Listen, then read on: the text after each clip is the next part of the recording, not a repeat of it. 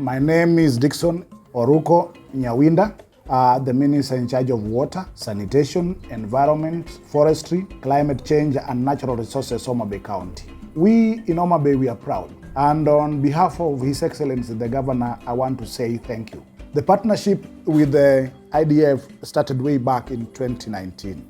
It was a welcome relief for the people of Seka Kagwe. The community around had been asking for water, and it was a headache even for the county government how we could give them an infrastructure that will enable them to access water, not only access water, but clean, sufficient drinking water. And so when IDF came on board, as the Minister in charge of water, I was extremely grateful because under our CIDP plans, we are targeted to produce a certain amount of water for the entire county. Now, the total amount of water we were expecting to produce for the entire county by the end of this year was 70,000 cubic meters. Of this, much of it we were expecting to give it to the rural area and part of it to the urban areas. Now, when IDF walked in, one of the best things that happened when we entered into this partnership was that the water produced will not need any other processing for it to be consumed. And we are grateful for Yamaha, for the technology that makes it possible for us to use Lake Victoria and to drink the water directly from the taps. I'm called Doris Omer. Madam Doris Omer is the principal of St. John Seka Secondary. I'm happy that we have come this far, and I thank God that we are having the water project in school today that is nearly being complete. This process began quite early in 2019. We have known IDF as an NGO that has been supporting needy students with school fees. But later, as a community, as a school, we were faced with a lot of challenges based on water supply, because we've been relying directly on lake water, Lake Victoria, which is not very clean, and has been a challenge to our students, the staff of the school. We have had frequent cases of attacks from waterborne diseases. And so together with the community, we thought about approaching IDF if they can help us come up with some water program that can supply clean water to the school and to the community. And so we approached IDF in the same year, 2019, and we've had quite a number of meetings. We came up with community participation, which we held about 6 times. The IDF took it positively. They wrote a proposal to the donors.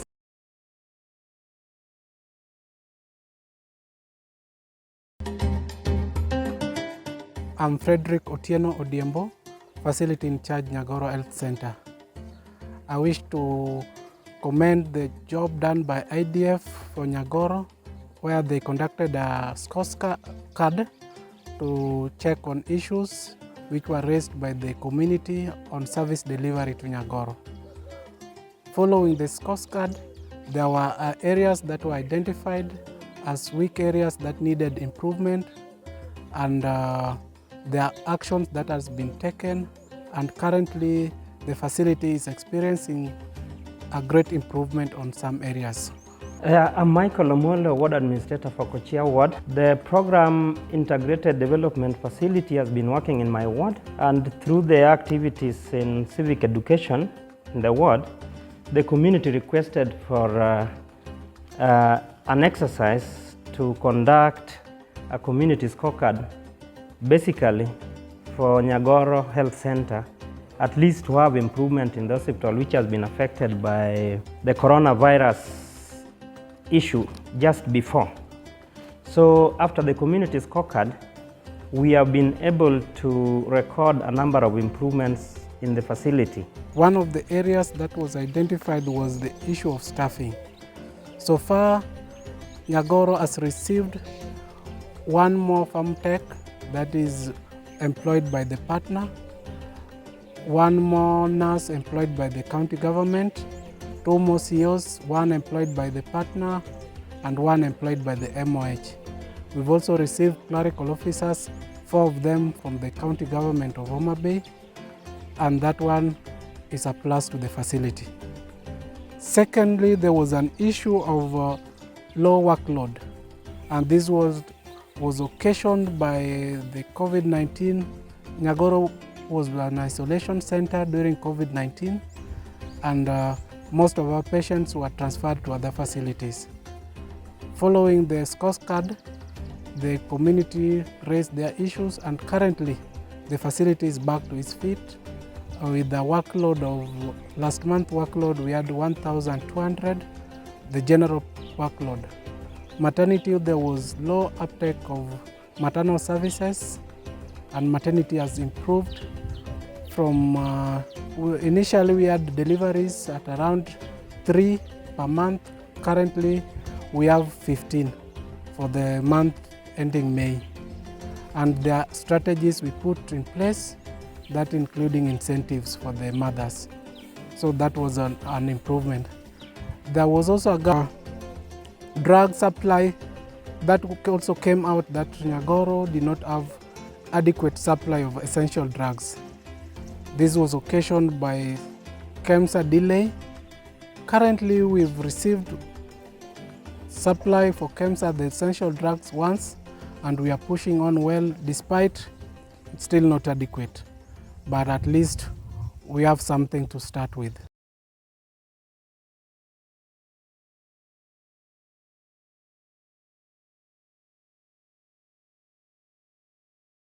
My name is Willis Bolo. Currently, I work with the county government of Homa Bay as the head of budget and economic affairs. That means that I guide decisions, allocative decisions of the county government, and I work with the county government entities to arrive at the best possible decisions. Most of the time when we do this, we work closely with the non-state actors, mostly the ones from Homa Bay County CSOs network, where Uraia and other organizations are actively involved. So usually when I plan for budget, we normally invite them, and most of the time we share and we agree on the time frames. As a practice, most of the time between July and August, we concentrate mostly on generating the budget circular, where we guide people on how they are going to do the budgets. We provide the timelines, we give the indicative ceilings, and after that we normally embark on preparing the annual development plan. The annual development plan, it's very critical, and most people don't seem to appreciate that, because whatever is not found in the annual development plan, it's not easy for us to bring it into the budget, and so we always consider it a very critical process. We do this normally at the wards. We normally facilitate ward level consultations, where the people, the citizens have an opportunity to share with us what they consider as their priorities, in terms of the one that comes number 1 is the one that we give priority, followed by the one that number 2, in that order. They need to sequence those priorities, because the money we have is never enough, so it's very, very important. Now, my observation is that sometimes they don't make the best decisions, so it's very, very important to do civic education. Even me, when I go there, I take some time, I explain to them the things that they need to really look at. For example, there's no need to start a new project when there's another project that needs to be completed first. So those are some of the things that we emphasize. Issues like equity. There's no point having all the projects in one area, maybe one location, at the expense of others. So we encourage them to be equitable.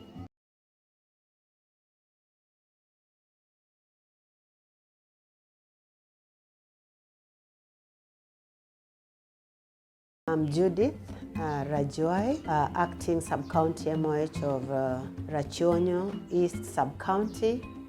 At the same time, I'm serving as in charge of Kabondo Sub-County Hospital, which is our sub-county hospital in Rachonyo East Sub-County. I want to say we are most grateful for our partners, and particularly IDF in partnership with Uraia. Sometime in 2020, we did a scorecard, and using the scorecard just to assess how we are doing in service delivery, and a number of things came out. We realized that we had what the community said, we didn't have enough workers, and even the access road. Around that time, the road from Kadongo up to the hospital was under construction, and that hampered a lot of clients from accessing our place. And even when we had a client who needed to be referred, we had challenges despite the fact that we had a working ambulance. And also we didn't have theatre. This sub-county being one of the new sub-counties that was carved out from the major Rachonyo former district, we have not had theatre, and that meant that the mothers within the community, if there was any complication that we would not handle at this point, then we were forced to see how the client would be transported from here, either to Homa Bay or to Oyugis, and that required the facility to use an ambulance, and with the roads, that would lead to delays, and we know what delays in around pregnancy and childbirth would either result to. So that's something that we really decided that we would have a working theatre, and it is good. Again, together with the IDF team and Uraia, we were working together, and today that is already being fixed.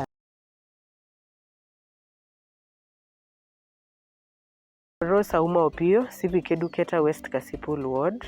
I'm working with IDF in partnership with Uraia.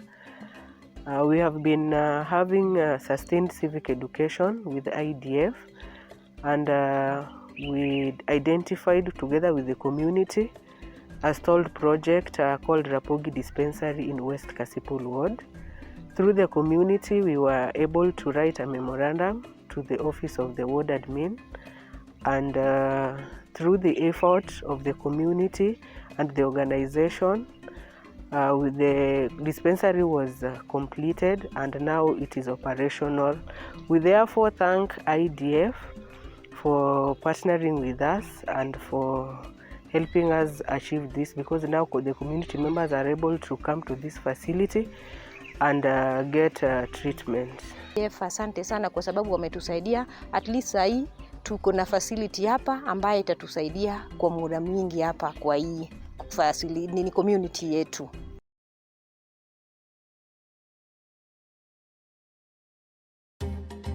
My name is Trufena Pendo Mary.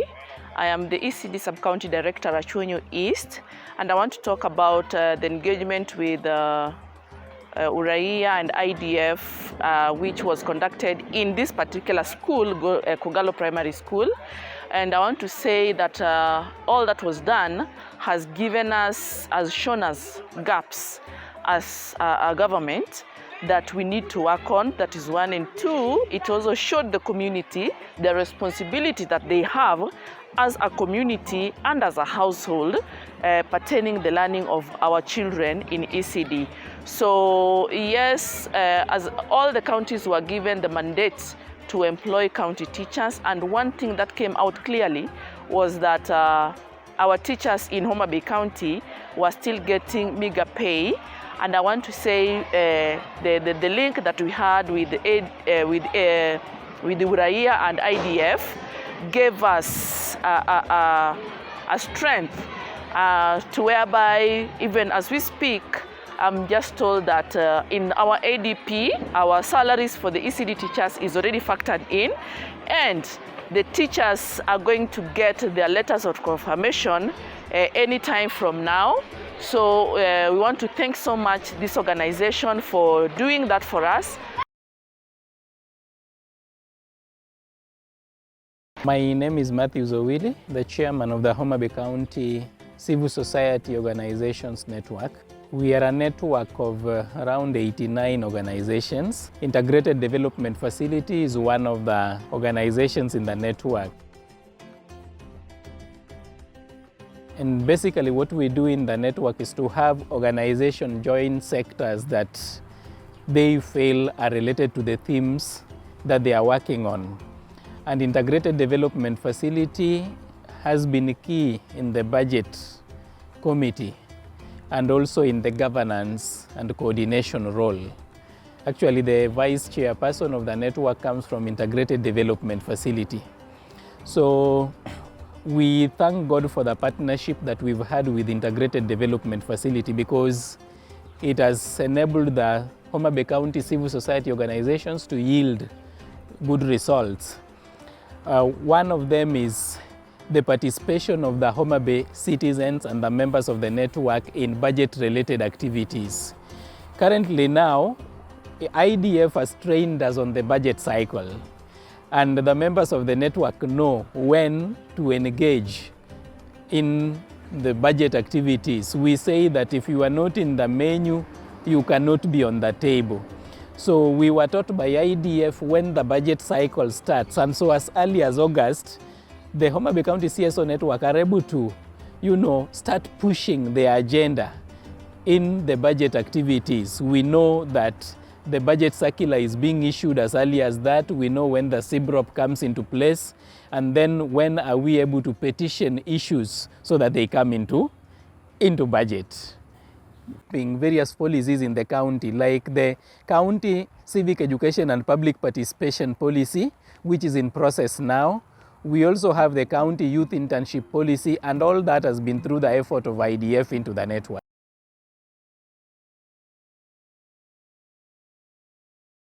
My name is Lecter Opar. I'm the County Director for Youth Affairs in the State Department of Youth Affairs. That is in the Ministry of ICT, Innovation and Youth Affairs. We've been partnering very closely with IDF, and in long IDF is Integrated Development Facility. We've partnered since 2020, when I actually reported into Homa Bay County. That is when I reported as a County Director for Youth. And our first partnership was on International Youth Day. Actually, the International Youth Day was a day that had activities running throughout the week. So throughout the week, IDF had engaged quite a number of youths in different activities. And on the culmination of the International Day, we came up with a memorandum. And this memorandum was actually handed over to the county secretary, the regional coordinator of youth at that particular time. And from the memorandum has developed into different progresses. Let me just say that from this memorandum, we've seen a lot of progress.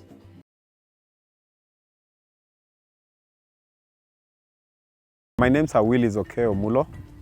I'm a civic educator with the Integrated Development Facility. Majorly, I'm on environmental conservation and also eco-justice, plus also climate change. Under IDF, we've really done a lot, and especially when it comes to climate governance. And apart from climate governance, we've also been doing a lot of activities on regreening Homa Bay County, especially because our tree cover is below the 10% tree cover that is required as enshrined in the Constitution, COK 2010. The other thing that we are really doing a lot on policy. And right now, as you're speaking, we are really pushing for adoption of the climate change, which we've really pushed. The policy was passed. We've worked on the bill, and we really participated on the bill to see on the gaps on how, and came up with the recommendations, come up with structures. Like here in Wangcheng Ward, we have structures that we really came up with. We have community dialogue forum, whereby we engage with the duty bearers on how best can we really improve the environment and also make sure that mitigation and adaptation is done effectively to improve the livelihood of the communities. The other thing right now, we are also doing regreening. We have activities. We are doing regreening because the biggest problem that we are facing here in Wangchieng is unsustainable sand harvesting. We are doing unsustainable sand harvesting whereby communities are harvesting sand up to the water table. And you can imagine that the lake is just near. This has really increased a lot of surge of the lake, and this is happening because of highland degradation and leading to a lot of siltation, and this has enabled backflow, whereby now communities, majority of them have been displaced. And we are talking about more than 60 community members that are internally displaced, people who don't have homes.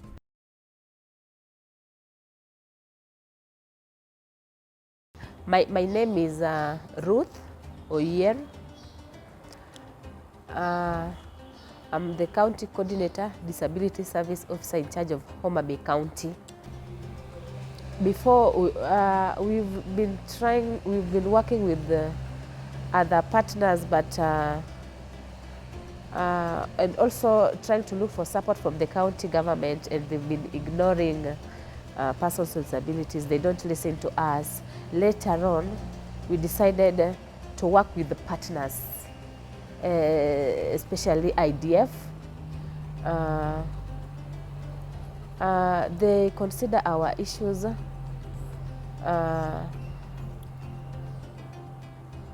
When we involved the IDF, we started seeing the good results. We had a Deaf Awareness Week where we partnered with IDF. They funded the media conference at Cold Springs.